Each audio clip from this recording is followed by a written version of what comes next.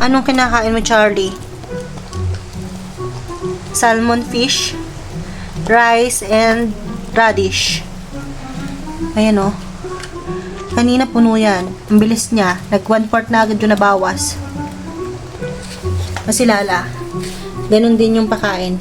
Yung dating ayaw kumain ng may halo, nakain na kasi nakikita niya yung isa.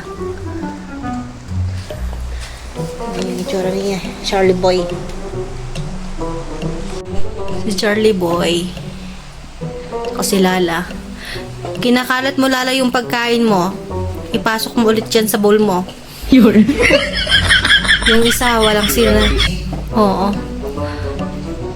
Kumain ng radish yung si Charlie. Galing. Isinearch ko namin sa Google kung pwede ang aso sa radish. Okay naman daw. In moderation. So, ito. Nakikita nila lang kumakain si Charlie ng radish. Kinain din niya. Kita niyo yung puti dun sa floor na inilagabas niya dun sa kanyang bowl. Radish yun. Kinain niya. Sa tagal na namin pinapakain ng puro ulam si Lala, hinahaluan na namin ng another vegetable. Tinatry namin iba-ibahin yung gulay niya para hindi naman kami lugi. Ano naman si Charlie? Ilang minuto lang yan. Said na naman niya yung bowl niya. 3 minutes lang, ubos na agad yung kanyang bowl. 2 beses siya nakain sa isang araw, silang dalawa.